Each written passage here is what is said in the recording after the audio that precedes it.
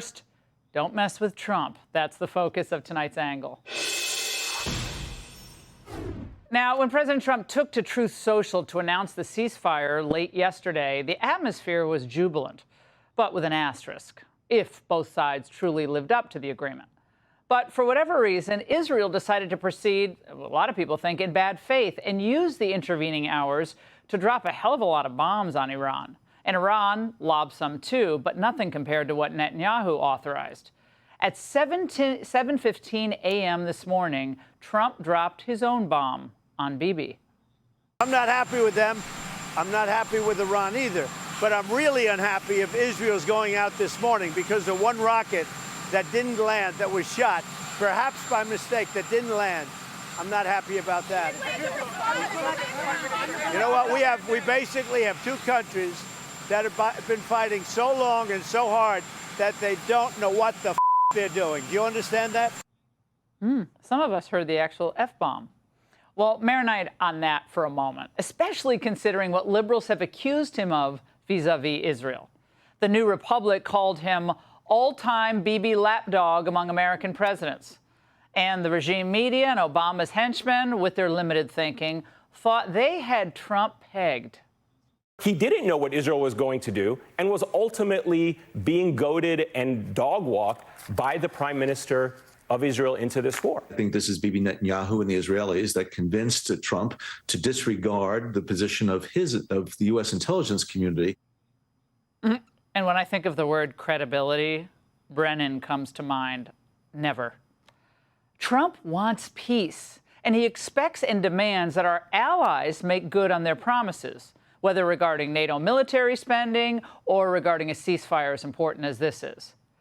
I'm glad that Trump was angry before most Americans had even opened their eyes. And wouldn't you know, Trump gets results. Israel seems to have gotten the message. Its defense minister told Pete Hegseth that Israel is deeply grateful to President Trump and will respect the ceasefire as long as Iran does too. He also promised to strengthen the national security cooperation between the United States and Israel. Well, that's better. Let's hope it holds.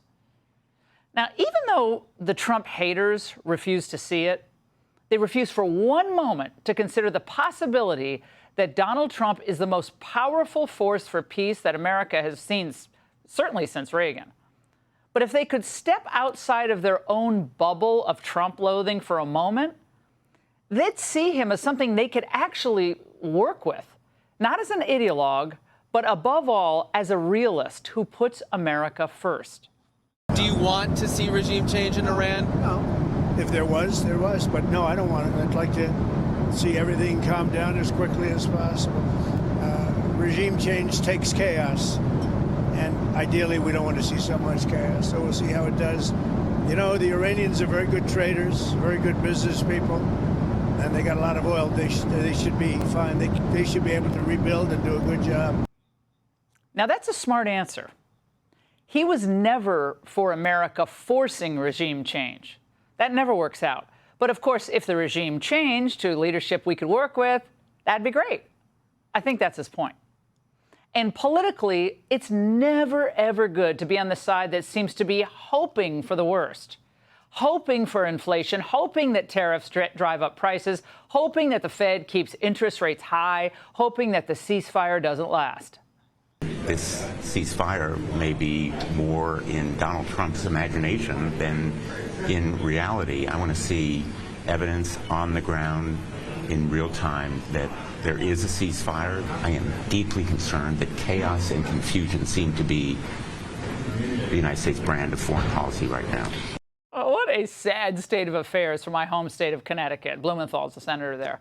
Rooting for failure just because it would hurt Trump. All afternoon, CNN was salivating over the prospect that Iran's nuclear capabilities had not been obliterated, as Trump had indicated.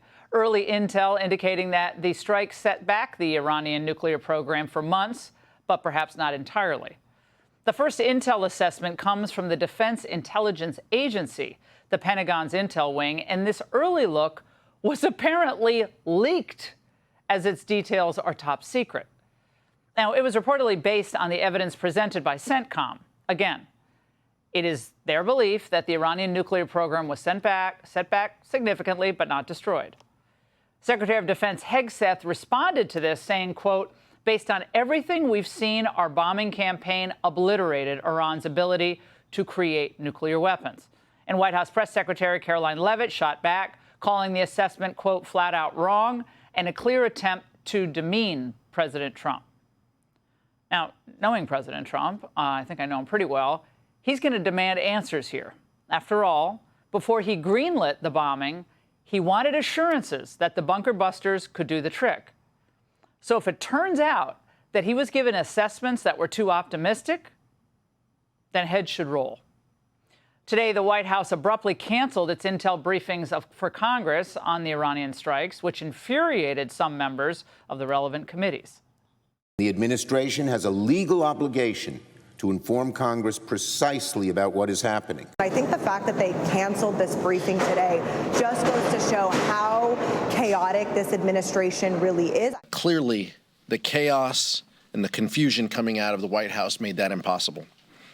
It is completely unacceptable that Congress has not been briefed on this in a timely fashion. Calm down, kids. Speaker Johnson said the briefing will take place on Friday.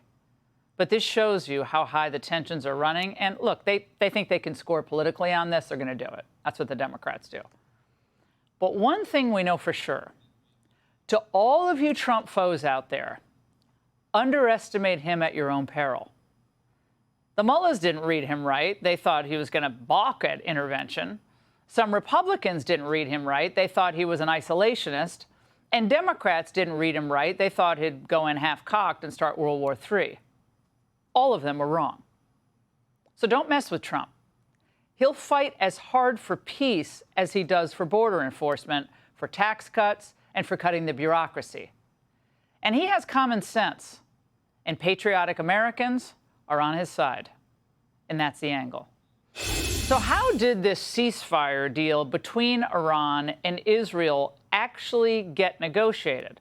We know President Trump was directly involved talking with Bibi Netanyahu, while Vance, Rubio, and my next guest talked with the Iranians. Hey, Sean Hannity here. Hey, click here to subscribe to Fox News YouTube page and catch our hottest interviews and most compelling analysis. You will not get it anywhere else.